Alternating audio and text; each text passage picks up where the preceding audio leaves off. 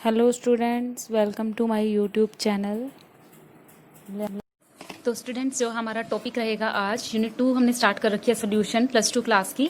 तो इसका जो टॉपिक रहेगा आज का हमारा वो रहेगा factor affecting the solubility of a solid. पिछली वीडियो में हमने पढ़ा था सोल्यूबिलिटी क्या होती है, तो इसमें पढ़ेंगे हम फैक्टर कौन कौन से अफेक्ट करते हैं। ठीक है, तो जो मेन फैक्टर्स अफेक्ट करते हैं ना इसके ऊपर, वो दो हैं। एक है nature of the solute, nature of the solute and solvent, और जो सेकंड है वो है सबसे मेन टेम्परेचर। तो ये दोनों ही थ्योरेटिकल हैं। ये जो हमारा टॉपिक है ये थ्योरेटिकल है, बस इसको ध्यान से समझना। तो सबसे पहले मैं बात करती हूँ नेचर की, नेचर ऑफ गैस की बात करती हूँ सबसे पहले। ठीक है, तो नेचर ऑफ गैस में यानी कि solute and the solvent, nature of solute and solvent की बात कर रही हूँ मैं यहाँ पर। ठीक है, तो इसमें ध्यान से देखना, यदि कोई गैस पोलर है, यदि कोई गैस पोलर है, ठीक है, तो वो पोलर सॉल्वेंट में घुल जाएगी।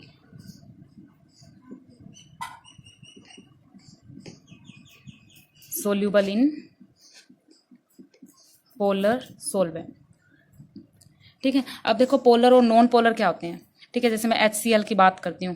ठीक है, ये पॉजिटिव ये negative, lambda positive lambda negative. तो ये जो चीज़ है, ये आपकी जो HCl है, हाइड्रोक्लोरिक गैस, ये क्या है, पोलर है। ठीक है, और नॉन पोलर कौन से होते हैं, जैसे O2 गैस है, N2 गैस है। ठीक है, ये खुद के ही दोनों मॉलिक्यूल्स इनके खुद के हैं। ठीक है ना, तो ये खुद के ही मॉलिक्यूल से बने हुए हैं। तो इस टाइप के जो होते हैं वो होते हैं नॉन पोलर।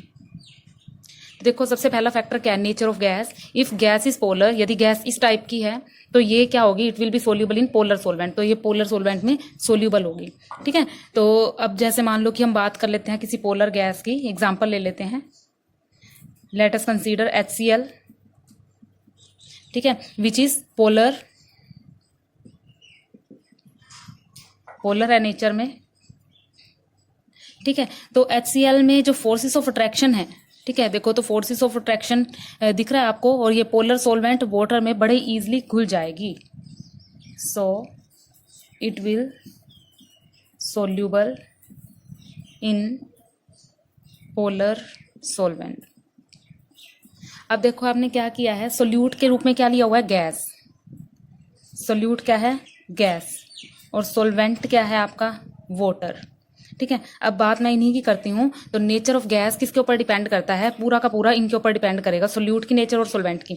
अब जो गैस है, यदि तो ये है पोलर, ठीक है, तो ये पोलर में सोल्यूबल होगी।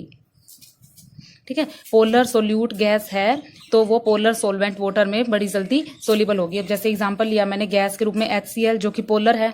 ठीक है, और वो पोलर सॉल्वेंट यानी H2O में क्या होगी, सोल्यूबल होगी।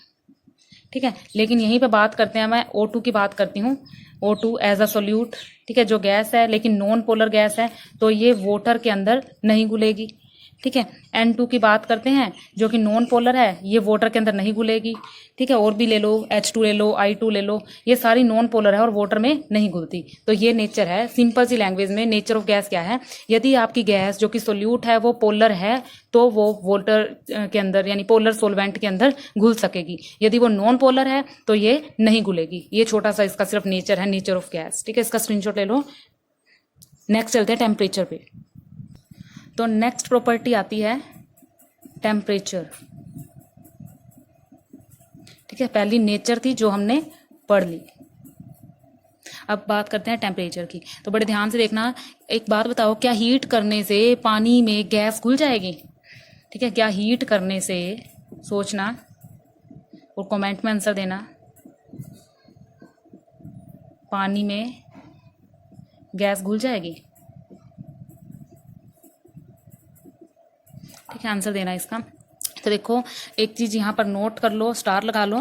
इफ टेम्परेचर इंक्रीज, ये इंक्रीज का साइन है। ठीक है, तो सोल्यूबिलिटी ऑफ गैस डिक्रीज। यदि टेम्परेचर ज्यादा कर दोगे यानी कि हीट करोगे तो क्या होगा, सोल्यूबिलिटी यानी कि घुलनशीलता कम होती जाएगी। तो इसका आंसर यहीं पे बन गया, क्या हीट करने से पानी में गैस घुलेगी, तो आंसर है नहीं। ठीक है, तो देखो जब टेम्परेचर बढ़ाओगे तो गैस की सोल्यूबिलिटी भी क्या हो जाएगी, कम हो जाएगी। तो ये पॉइंट नोट करने वाला है। ठीक है, तो देखो मैं एग्जांपल ले लेती हूँ, कोई लिक्विड ले लेती हूँ। लिक्विड ले लिया, इसमें गैस डाल दिया, ठीक है। तो ये सॉल्यूशन तो बनेगा, लेकिन साथ में रिएक्शन कैसी होएगी, एक्सोथर्मिक रिएक्शन होएगी, ठीक है। एक्सोथर्मिक रिएक्शन होएगी जिसमें डेल्टा एच आपका नेगेटिव रहेगा और delta S entropy change negative रहेगी, ठीक है। यानी कि चेंज ऑफ एंथैल्पी नेगेटिव होगी। क्यों होगी? क्योंकि ये इक्वेशन खुद एनर्जी फेंक रहा है। यहाँ से जैसे मैंने लिक्विड में गैस डाली तो ये एनर्जी एक्सोथर्मिक यानी कि एनर्जी को फेंक रहा है, एनर्जी को रिलीज कर रहा है। तो एनर्जी को काफ़ी ज़्यादा फेंक रहा है, तो इसलिए जो ये एंट्रोपी है ना, ये क्या होगी, नेगेटिव हो जाएगी, ठीक है। और जो एनर्जी देंगे, तो अगर एनर्जी देता है ये एनर्जी देती, ये तो एनर्जी निकाल रही है, ठीक है, तब ये क्या होती है, ये नेगेटिव होती है। और अगर एनर्जी लेता है ये, तब ये डेल्टा एस क्या होता है, पॉजिटिव होता। तो ये एनर्जी को फेंक रहा है, रिलीज कर रहा है, that is why delta S क्या हो गया, यहाँ पर नेगेटिव हो गया, ठीक है। और जो डेल्टा एस है वो क्या होती है आपकी, एंट्रोपी, ठीक है। एंट्रोपी किसकी, फ्रीडम, या फिर जिसको हम बोल सकते हैं रैंडमनेस, ठीक है। जैसे ही हम जो है इसको प्रेशराइज करेंगे, गैस अपनी रैंडमनेस खो देगा और डेल्टा एस क्या हो जाएगा आपका, नेगेटिव हो जाएगा।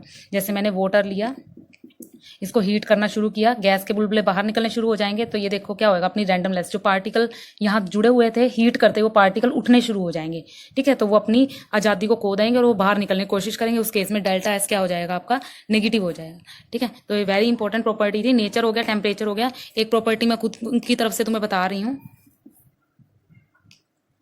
प्रेशर, आपकी बुक में नहीं है ये, ठीक है। तो प्रेशर देखो, प्रेशर में देखो इस पर क्या फर्क पड़ेगा, ये तो पता लग गया आपको, ये नोट किया। अब यहाँ पर भी एक चीज़ नोट कर लो प्रेशर की, प्रेशर के लिए एक चीज़ नोट करो कि प्रेशर इंक्रीज, जैसे प्रेशर इंक्रीज करेंगे तो सोल्यूबिलिटी भी क्या होगी, इंक्रीज होगी, ठीक है। ये पॉइंट नोट कर लिया, pressure increase, solubility increase, temperature increase, solubility of gas decrease. Polar gas जो होगी, जो पिछली वाली प्रॉपर्टी थी, नेचर की बात कर देते हैं साथ साथ, यदि गैस पोलर है तो पोलर सोलवेंट में घुलेगी, अदरवाइज नहीं घुलेगी। तो प्रेशर इंक्रीज, सोल्युबिलिटी इंक्रीज होएगी, ठीक है। और जो प्रेशर है ना, ये पूरा जैसे जैसे द्रव में गैस घुली जाती है तो पूरा का पूरा ये जो इक्वेशन देता है वो देता है हेनरीज इक्वेशन, जिसको अभी हम करेंगे हेनरीज लॉ और हेनरीज इक्वेशन करेंगे, ठीक है। जो प्रेशर है आपका वो डायरेक्टली प्रोपोर्शनल टू किसके है, सोल्युबिलिटी की, पूरा का पूरा सोल्युबिलिटी के ऊपर डिपेंड करता है, सोल्युबिलिटी के ऊपर ये पूरी तरह से डिपेंड रहेगा, ठीक है।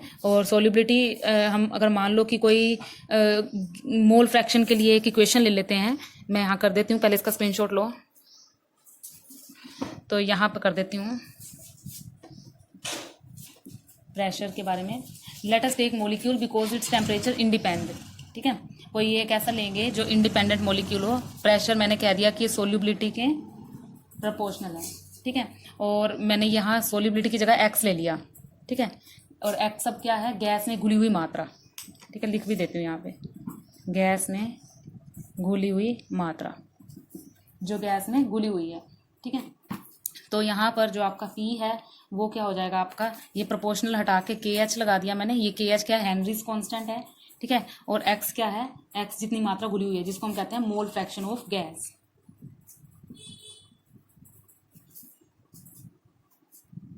मोल फ्रैक्शन ऑफ गैस, ठीक है। तो ये हेनरीज लॉ है, जिसको मैंने यहाँ पे इन शॉर्ट में बताया आपको, ठीक है। तो अगली वीडियो में हेनरीज लॉ को फुली एक्सप्लेन करेंगे, ठीक है। तो स्क्रीनशॉट ले लो, नेक्स्ट वीडियो में करेंगे हेनरीज लॉ।